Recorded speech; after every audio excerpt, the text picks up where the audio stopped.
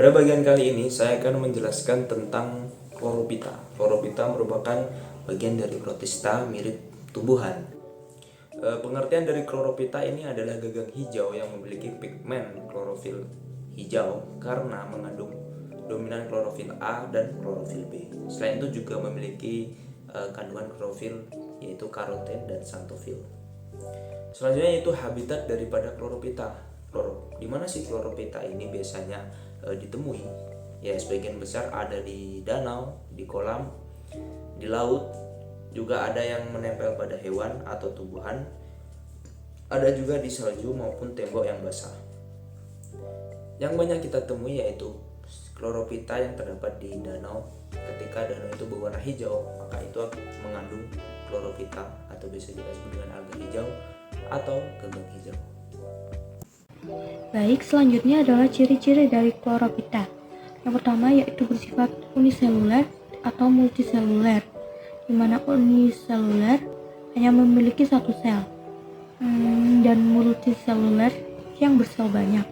2. Bentuk tubuh kloropita sangat bervariasi, yaitu bentuk bulat, filamen atau benang, lembaran, atau menyerupai tumbuhan tingkat tinggi. 3. Memiliki kloroplas dengan bentuk bervariasi, dapat berbentuk mangkuk, jala spiral, atau bintang. 4. Kloropita merupakan organisme fotoautotrof karena mampu berfotosintesis. Yang kelima adalah kloropita dapat reproduksi dengan aseksual, pembentukan spora, atau fragmentasi. Selanjutnya, saya akan menjelaskan mengenai peranan dari kloropita. Peranan kloropita terbagi menjadi dua, yaitu peranan positif dan juga peranan negatif. Apa sih peranan positif dari kloropita? Yang pertama yaitu kloropita ini sebagai produsen utama dalam rantai makanan. Mereka mengubah energi matahari menjadi makanan yang kemudian dikonsumsi oleh organisme herbivora.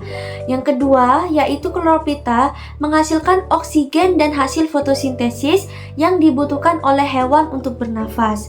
Lalu yang ketiga, yaitu kloropita sebagai bahan untuk obat-obatan, kosmetik, serta bahan makanan. Lalu peranan negatif dari kloropita adalah yaitu mengganggu jika perairan terlalu subur. Yang kedua, membuat air berubah warna dan menjadi bau. Yang ketiga, menjadi masalah dalam proses penjernihan air. Dan yang terakhir yaitu menyebabkan penyumbatan pada saringan pengelolaan air. Saya akan menjelaskan tentang jenis-jenis kloropita. Jenis-jenis kloropita terdiri dari 6. Yang pertama, ada kloropita bersel tunggal tapi tidak bergerak, contohnya Chlorococcum. Bentuk Chlorococcum disajikan pada gambar berikut. Chlorococcum memiliki ciri-ciri hanya terdiri dari satu sel, hidupnya di air tawar, bentuknya bulat telur, di mana setiap kloroplas memiliki bentuk seperti mangkuk. Chlorococcum juga bereproduksi secara vegetatif dengan membentuk zoospora, sedangkan secara generatif dengan isogami.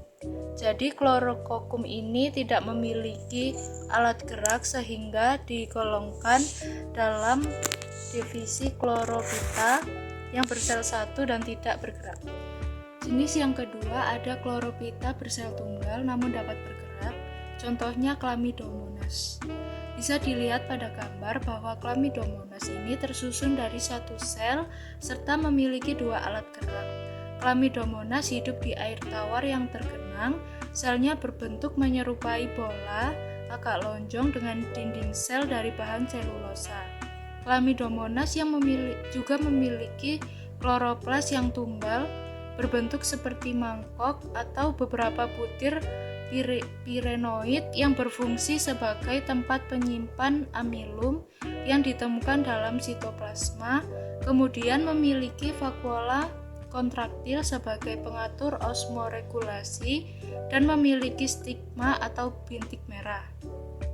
Reproduksi seksualnya dengan membelah diri, sedangkan reproduksi seksualnya dengan isogami. Jenis yang ketiga ada Chloropita berbentuk koloni namun tidak bergerak, contohnya Hydrodiction. Bentuk Hydrodiction dapat dilihat pada gambar. Habitat dari Hydrodictyon ini adalah air tawar, di mana koloninya berbentuk seperti jala, ukurannya cukup besar sehingga dapat dilihat dengan mata telanjang. Reproduksinya vegetatif yaitu dengan zoospora dan fragmentasi, di mana Hydrodictyon ini akan melepas sebagian koloninya dan membentuk koloni baru, sedangkan reproduksi generatifnya yaitu dengan cara konjugasi. Yang keempat ada Chlorophyta berbentuk koloni namun dapat bergerak, contohnya Volvox. Volvox ini merupakan jenis dari Chlorophyta yang cukup populer, di mana satu koloninya berjumlah 500 sampai 20.000 sel yang dilindungi oleh selaput tipis sebagai kulitnya. Reproduksi aseksualnya dengan cara fragmentasi, sedangkan reproduksi seksualnya yaitu dengan konjugasi sel-sel gamet. Jenis yang kelima ada Chlorophyta berbentuk benang, contohnya Spirogyra. Bentuk pada Spirogyra bisa dilihat pada gambar.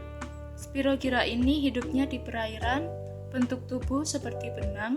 Dalam tiap sel terdapat kloroplas berbentuk spiral dan sebuah inti. Jadi penamaan Spirogyra ini berdasarkan bentuk kloroplasnya, yaitu berbentuk spiral.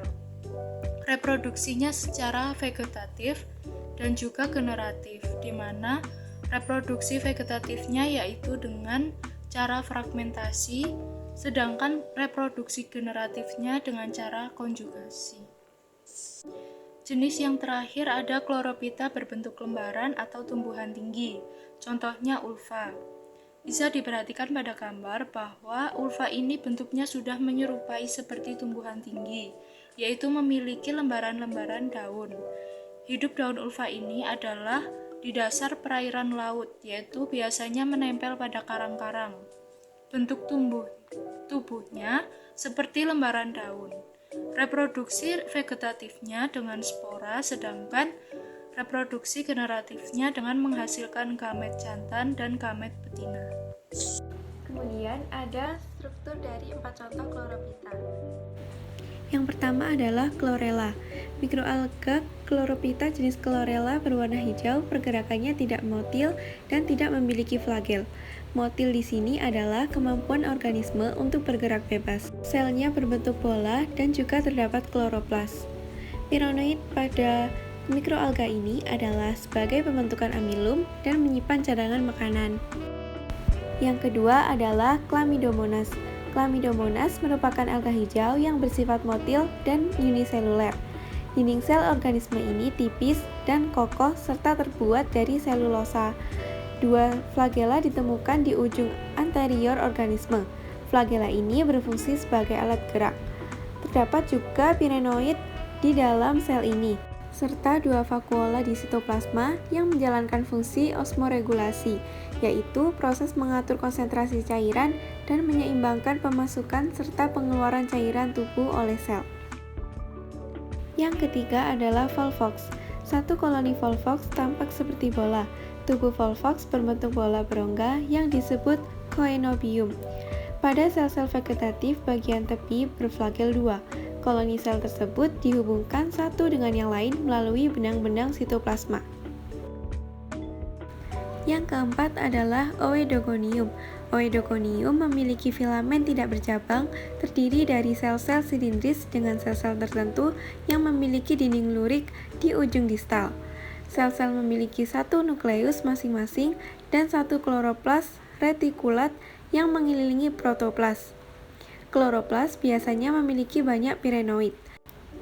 Sel telur diproduksi pada Oogonium, sedangkan sperma diproduksi pada Antheridia. Di sini saya akan menjelaskan beberapa habitat protista yang paling umum. Yang pertama ada air tawar. Protista berlimpah di lingkungan air tawar seperti danau, sungai, dan kolam. Beberapa contoh protista air tawar antara lain amuba, ciliate, flagellata, dan diatom. Yang kedua yaitu kelautan. Lautan adalah rumah bagi keanekaragaman protista yang jauh lebih besar dibandingkan lingkungan air tawar. Protista laut memainkan peran penting dalam ekosistem laut karena mereka adalah produsen utama di dasar rantai makanan. Beberapa contoh protista laut antara lain fitoplankton, zooplankton, dan dinoflagellata. Yang ketiga yaitu tanah basah. Beberapa protista dapat ditemukan di tanah yang lembab seperti di hutan dan di kebun. Protista ini seringkali berperan dalam menguraikan bahan organik dan mengembalikan unsur hara ke dalam tanah. Selain habitat umum tersebut, beberapa protista juga dapat ditemukan di lingkungan yang lebih ekstrim, seperti sumber air panas, gurun yang dingin, dan bahkan di dalam tubuh organisme lain. Habitat spesifik protista akan bergantung pada kebutuhan dan adaptasi individu. Misalnya, protista yang membutuhkan sinar matahari untuk fotosintesis biasanya ditemukan di lingkungan yang cukup terang, sedangkan protista yang memakan bakteri akan ditemukan di lingkungan yang banyak bakterinya.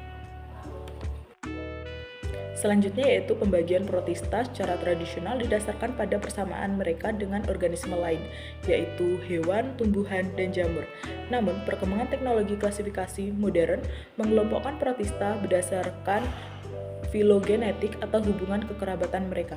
Klasifikasi modern membagi protista ke dalam beberapa superfilum, antara lain yang pertama penggalian, yang kedua SAR, yang ketiga Archaeplastida, yang keempat Chromalveolata, yang kelima Rhizaria, yang keenam Amoeba, yang ketujuh Opishoconta.